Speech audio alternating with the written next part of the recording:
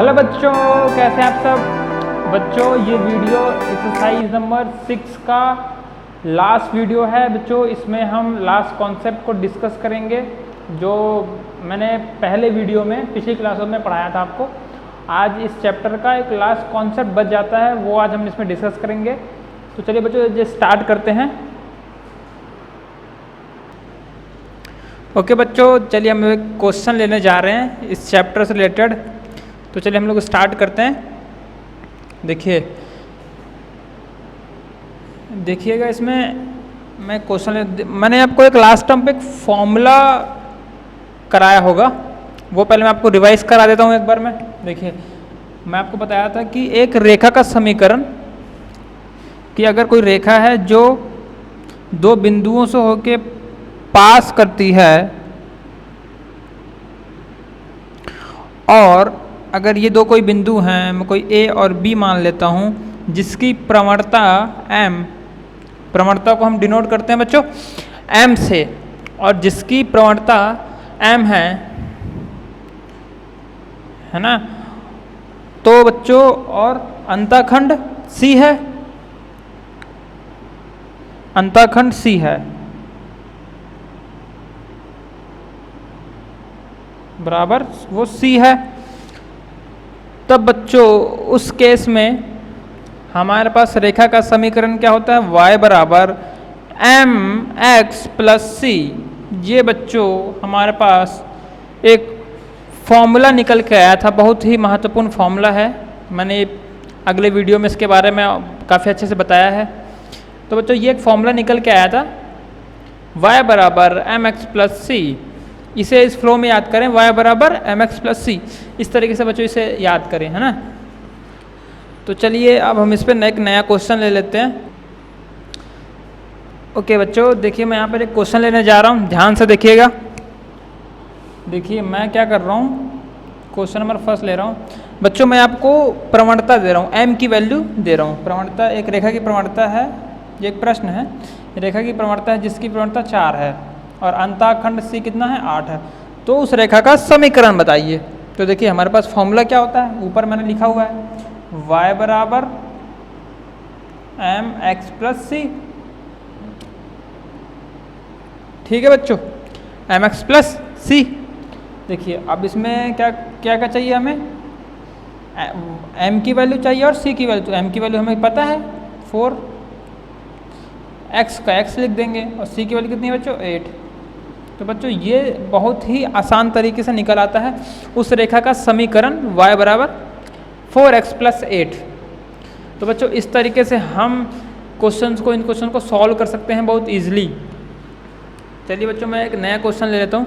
देखिए बच्चों आपको पढ़ाई कैसे करनी है ऑनलाइन, मैं आपको पहले बता दूँ, आप अच्छे से समझ लीजिए कि जब मैं क्वेश्चन कराता हूँ तो आपको समझना होता है। उसके बाद आप क्या करें, वीडियो को पॉज कर लें, जहाँ पे आपको नोट करना है तो वीडियो को पॉज कर लें और फिर क्या करें, कॉपी में उसे नोट करें और फिर फर्दर आप इस तरीके से अगले क्वेश्चन में करें।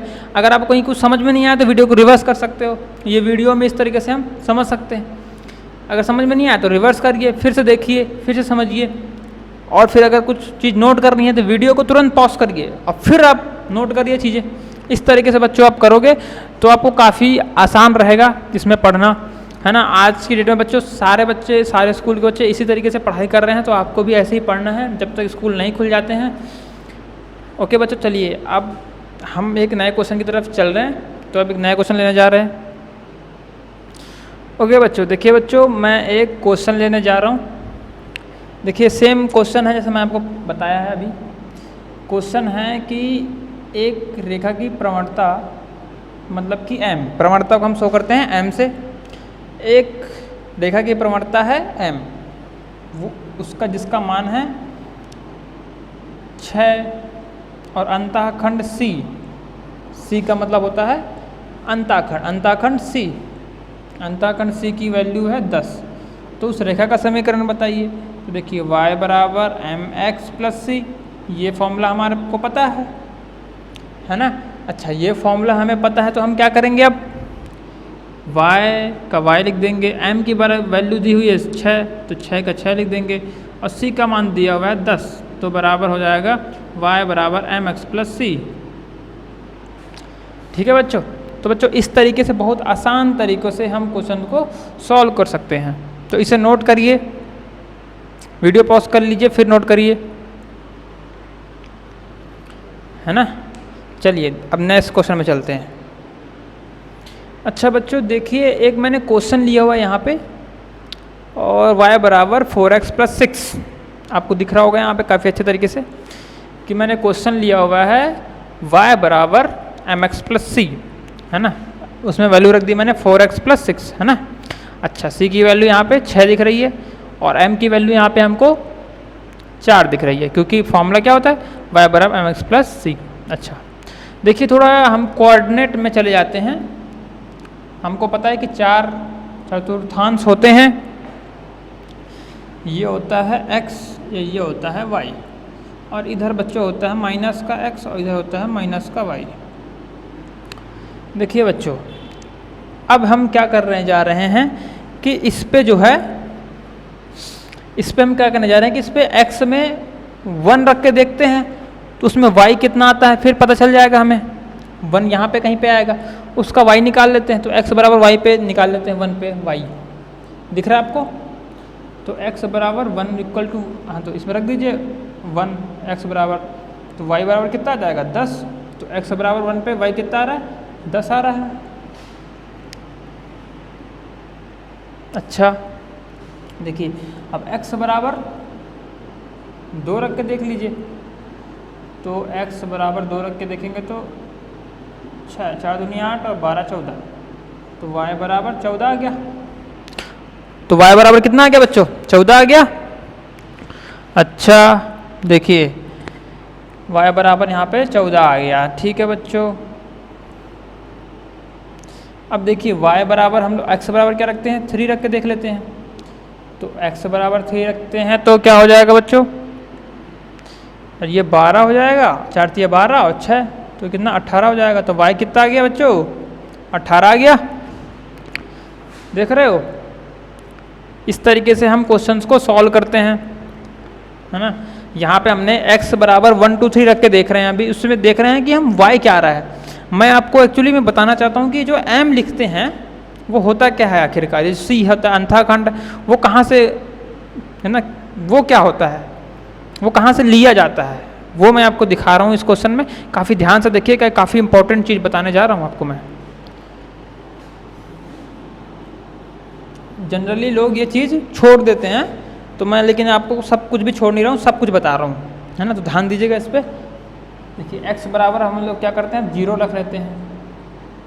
तो x बराबर 0 रखेंगे तो 0 × 4 प्लस, है ना, +6, तो यहाँ 0 गुणा करेगा तो y क्या आ जाएगा बच्चों, जब x को 0 रख दिया मैंने तो y मेरा आ गया 6 आ गया। अच्छा, तो y जब x 0 था तो y आ गया 6। अब देखिए, मैं पहले 1 2 3 पे आया, फिर मैं 0 पे आ गया, और फिर मैं अब देखो और क्या चेक कर रहा हूँ, x बराबर -1, इसमें रख दीजिए। x बराबर -1 रखोगे आप तो +6, तो -4 +6 मतलब कि 2।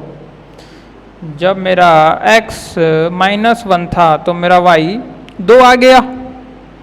अच्छा बच्चों, x बराबर मैं 2 रख के भी देख लेता हूँ एक बार, -2, तो y बराबर देखो कितना आता है, -2 रखूँगा तो 4 दूनी 8 माइनस का, और 2 कितना आएगा बच्चों, तो माइनस का, क्योंकि बड़ी संख्या माइनस में तो क्या आएगा -2। तो बच्चों यहाँ पे -2 आ जाएगा। अच्छा बच्चों, -2 आ गया। देखिए यहाँ पे आपको दिख रहा होगा काफ़ी ढंग से। देखिए मैंने कुछ वैल्यू निकाली है यहाँ पे।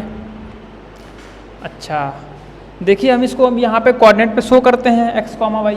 आपको पता है कि चतुर्थांश में x और y हमेशा लिखा जाता है, तो हमें x और y लिख देते हैं यहाँ पे सिंपली। देखिए 1 मुझे कहाँ पे मिलेगा, यहाँ पे कहीं मिलेगा, है ना। इसको मैं बोल देता हूँ, ये 10 मान लेता हूँ मैं, इसको मैं 14 मान लेता हूँ, ये 18।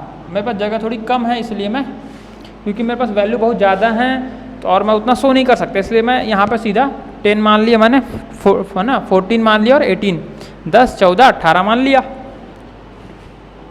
और यहाँ पे मैं कहीं 10 मान लेता हूँ, और यहाँ पे मैं कहीं 2 मान लेता हूँ या फिर 6 मान लेता हूँ, और फिर और नीचे मैं कहीं पे 2 मान लेता हूँ y में। अब यहाँ पे -2। अच्छा बच्चों देखिए, जब आपने 1 रखा x बराबर, तो y कितना आ रहा है 1x ये है, तो y कितना आ रहा है 10। तो जब मैंने x रखा 1 तो यहाँ पे कहीं पे आ रहा है। अच्छा, जब मैंने x बराबर 2 रखा तो मेरा y कितना आ रहा है, इसको देखिए 14 आ रहा है। 2 रखा तो 14 आ रहा है, तो यहाँ पे कहीं पे आ रहा है। और मैंने x बराबर 3 रखा तो y मेरा आ रहा है 18। तो मैंने 3 रखा तो y आ रहा है 18, मतलब ये कहीं यहाँ पे होगा। दिख रहा है आपको? अभी हम देखें रेखा बना रहे हैं इस कोऑर्डिनेट पे कि कहाँ से होके जा रही वो रेखा, है ना। हमने x बराबर 1 रखा, 2 रखा, 3 रखा, फिर हम इसे आगे सॉल्व करने जा रहे हैं। देखिए, जब मैं x बराबर इसमें 0 रखता हूँ तो ये y बराबर 6 से जाती है, तो 0 और 6 यही तो होगा। ये क्या हो जाएगा 1,10, ये 2,14, 14 और 3,18। तो जब मैं 0 रख रहा था तो 6 आ रहा था, तो कहीं यहाँ पे। और जब मैं -1 यहाँ पे कहीं होगा -1। जब मैं x बराबर -1 रख रहा था तो 2 आ रहा था, कहीं यहाँ पे, क्योंकि हाइट प्लस का 2 बोला तो ऊपर होगा, है ना। और जब मैं x बराबर -2 रख रहा था तब मेरा -2 आ गया, इसका मतलब कहीं यहाँ पे आ गया। देखिए बच्चों, अब इन सब बिंदुओं को मिलाते हैं हम लोग। देखिए यहाँ से ये इस तरीके से ये यहाँ से दिख रहा होगा बच्चों आपको, ये यहाँ 2 से होके बच्चों देखिए इस तरीके से जा रही है ना। ये बिल्कुल सीधी रेखा होगी जो आपको टेढ़ी दिख रही है, क्योंकि मैंने कुछ रफ डायग्राम सा लिया था इसलिए आपको दिख रहा होगा यहाँ पे, है ना। तो देखिए बच्चों, ये वो रेखा है जो हमने ये जो इक्वेशन दी है वो ली थी। तो इस तरीके से बच्चों हम x बराबर 1, 2 रख के भी हम पता लगा सकते हैं कि रेखा कौन सी होगी। तो इस तरीके से बच्चों हम लोग क्वेश्चंस को समझ सकते हैं। देखिए मैं आपको अब समझाता हूँ कि c क्या होता है इसमें। देखिए ये जो ऊंचाई होती है ना, ये जो ऊंचाई होती है इसी को बच्चों हम बोलते हैं अंतःखंड। c होता है अंतःखंड। जो आप प्रश्न में यूज़ करते हो वो होता है ऊंचाई। तो देखिए ऊंचाई है मतलब कि x बराबर जब 0 रखते हैं हम लोग, जब x बराबर 0 रखा जाता है तो जो ऊंचाई होती है वो होती है अंतःखंड। दिख रहा है आपको? तो जब 0 रखोगे तो जितने हाइट पे रेखा y अक्ष को काटेगा तो वो उसका क्या होगा बच्चों, अंतःखंड होगा, है ना बच्चों। तो वो उसका अंतःखंड होगा। तो देखिए यहाँ से लेके यहाँ पे कट गया तो वो उसका अंतःखंड हो गया। तो बच्चों देखिए इस तरीके से हम क्वेश्चन को सॉल्व करते हैं। तो देखिए यहाँ पे ये अंतःखंड हो गया, और है ना, और m तो प्रवणता होती है ना। तो देखिए बच्चों ये वो रेखा है, मैंने आपको रेखा भी दिखा दिया इस पे कोऑर्डिनेट पे बना के कि किस तरीके से, है ना। बच्चों इसको थोड़ा नोट कर लीजिए आप, मैं थोड़ा साइड हट जाता हूँ, है ना। वीडियो को पॉज कर लीजिए और नोट करिए सब लोग। बच्चों ये काफ़ी इंपॉर्टेंट चीज़ मैंने आपको बताई है यहाँ पे। देखिए मैंने x के वैल्यू 1, 2, 3 रख के इस प्रकार से हमने कुछ वैल्यू निकाल ली, मान निकाल ली, और फिर इस तरीके से हमने वो रेखा बना ली जोन से, मतलब इक्वेशन जो समीकरण हमें दिया गया था उस समीकरण के आधार पे x बराबर 1 रख के। और देखिए x बराबर अगर अब जब 0 रखते हो तो जो आता है y का मान वो हमारा अंतःखंड होता है। देखिए इसमें x बराबर ये देखिए 6 पे कट कर रही है आपको, ये देखिए 6 पे कट कर रही है, तो c का मान कितना है 6, है ना।